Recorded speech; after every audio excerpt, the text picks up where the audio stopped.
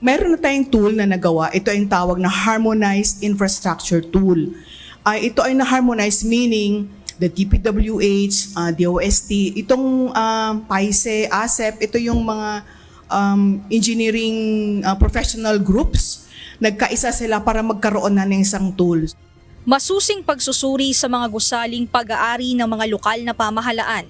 Ito ang naispaigtingin ng Department of the Interior and Local Government o DILG bilang bahagi ng patuloy na pagpapalakas ng kahandaan ng mga gusali laban sa malalakas na lindol. Una sa sisiyasatin ang katatagan ng mga barangay at City Hall. Ayon sa DILG, gagamitin ang isang harmonized tool bilang standard na pagsusuri ng mga gusali sa buong bansa. Sa pamamagitan nito, maiiwasan ang magkakaibang pamantayan ng bawat ahensya at matiyak ang iisang batayan ng safety assessment. So that's what we are doing right now in terms of checking yung mga critical infrastructures ng local government units.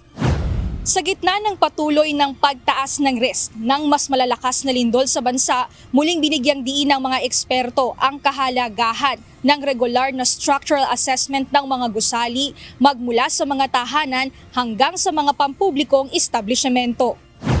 Ayon sa structural engineer na si Amado Alonso, may mga palatandaan na dapat bantayan upang malaman kung kailan dapat ipa-assess ang isang gusali.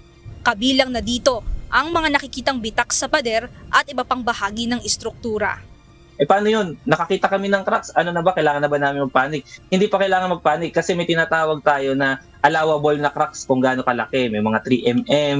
So, pag nasabi natin na ang cracks ay medyo disturbing na at kailangan ng aksyonan, ang laki ng cracks na dapat mo makita dyan ay dapat 5 mm pataas. Pag ang coin mo, kasya na dyan, nakakapasok na dyan.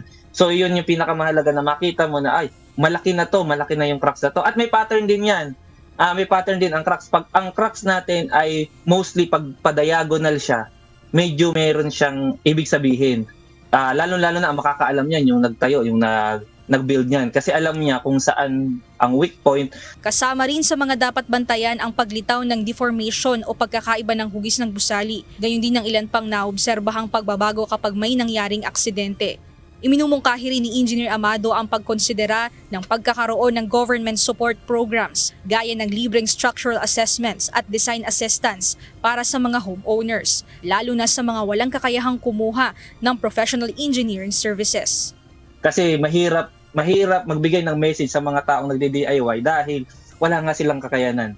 So, yun siguro yung nakikita ko para Kaya nga, dun sa mga kayang magpa-design, kayang magbayad ng professional for your peace of mind, magpa-design po tayo kasi buhay po ang nakataya sa bahay po natin. Mas maganda siguro yung government natin magkaroon ng program na libreng assessment, libreng design kung kaya. Pwede silang lumapit sa government para magpatulong o gusto po namin mag-comply kaya lang wala po kaming kakayanan, baka meron po kaming malapitan na pwede po kami makatulong sa amin para maipa-design yung ipatatayo po namin bahay. Una pa rin sa pinakamabisang paraan upang makaiwas sa pinsala ng lindol ay ang pagsunod sa building code. Mia Alonso, UNTV News and Rescue. Diyos ang aming sandigan, serbisyo publiko ang aming pinahahalagahan.